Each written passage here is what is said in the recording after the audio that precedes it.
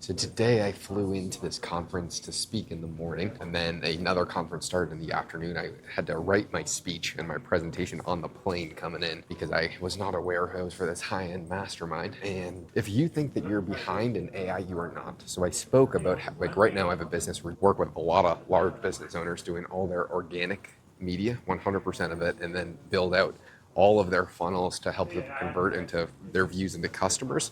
And they wanted me to talk about how I use AI to build these funnels, how to increase conversions, and then how to make better database decisions on how to make higher quality content for these people so they get more views and more customers. Because we are quite literally the best at the world at that and continuously trying to get better and better, and how we're trying to adapt AI to close more customers at scale. So I was talking to a group of business owners that are all doing a ton of money. But almost nobody is incorporating it into the way that they think that they should be, or even know the basic capabilities of what they can do. And so you're really not behind. You have a huge opportunity to be able to work with older people and implement a lot of these systems that you can learn pretty quickly and increase efficiencies, cut their payroll cost, increase revenue, and close more deals for these people utilizing AI to a higher degree, and then training their team. It would be so easy. If I had an AI team right now that was much bigger, I could have sold, this was a group of probably 40 people. I could have probably closed 30 of them, maybe 35 out of these 40 at $50,000, maybe $100,000 to come in and train their team how to use AI.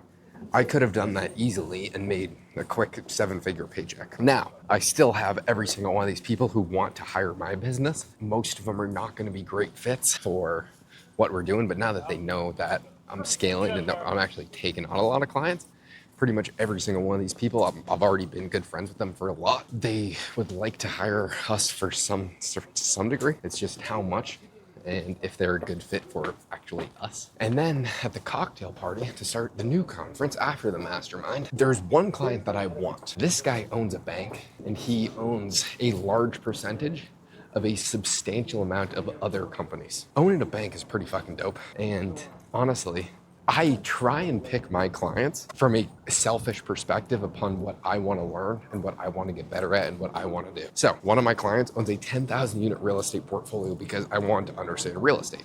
This summer, I'm looking to buy a 20-unit apartment building with my buddy Kate. And the reason I'm so confident in that is because I've spent the last year and a half with this guy that does nothing but apartment buildings. And he does like 300 unit apartment buildings, but I could have him vet it and tell me how it's a good deal. And then another one of my clients, I mean, he's just one of the biggest people in the space, Robert Kiyosaki, just really good at getting your name out there. Also just a really good friend, really good guy. Client that I just took on was in the tax space because I have a tax problem. I want him to help me with my taxes, and he's already doing that. Another person that I'm taking on right now is in the billboard space. He owns a very large marketing company that he's looking to sell for 9 figures, which is that's pretty big, but he actually just invests all of his money into billboards. And I want to learn about the billboard space because again, I have a tax problem because the business is doing well. Therefore, billboards are about to be 100% bonus depreciation. If this bill, it looks like it's gonna get passed in the summertime, that means you can write off 100% of a billboard cost, regardless of if you have a debt on it, which is fucking insane. So I like to choose my clients, which is funny enough that I have the ability to, based upon things, niches that I want to be in. Now, as we scale, I'll obviously take on other clients in other spaces if there's opportunity. Just this weekend, there's a high degree that we get at least 5 clients, like hard closed, which that would add substantial revenue, and then figure it out from there. I don't know though. Nothing's guaranteed until the paperwork are signed and you start work. That's something that I've learned continuously. I've been to so many different events like this when I've soft closed so many people, but didn't follow up and didn't close anything. Like last year, for example, I was speaking at a conference, and afterwards, there was about 6 people that were basically telling me they were willing to pay substantially more than all of my other clients. I was just offering them like a big deal because I was like, I don't really have capacity, but if you can make the math work. Afterwards, I didn't actually close any of them. They were hard yeses at the time, but then nothing actually ended up coming to fruition. And so that's a mistake that I've made over and over and over again, and I'm looking to correct. And I'd rather have a certain yes for 1 or 2 clients been a hard maybe for 6 clients. Right? I just want it closed. Those other clients, they'll come. It's actually pretty easy to get clients for what I'm doing because I show such good results, and I've one of the most vast networks in the entire world at a very young age, and I don't have to sell myself. I wanted to work with this bank guy. It was actually another guy that I work with that went up to him and said, dude, you have to hire Josh. So then he said, well, Josh, let's talk. Right? And that happened like 4 times today.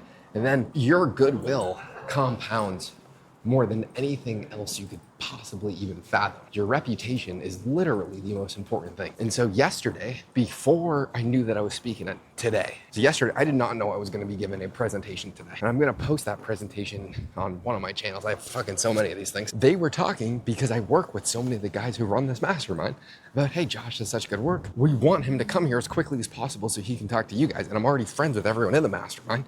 And so they wanted to hear what I was going to say because I've provided so much value, and it's my clients that are selling my work for me.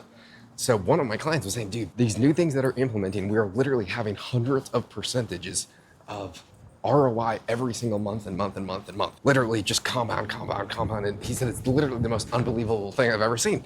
So you know how much selling I had to do? Not a single thing. These people are selling themselves as to why they should work with me. And that's hard for some people to believe.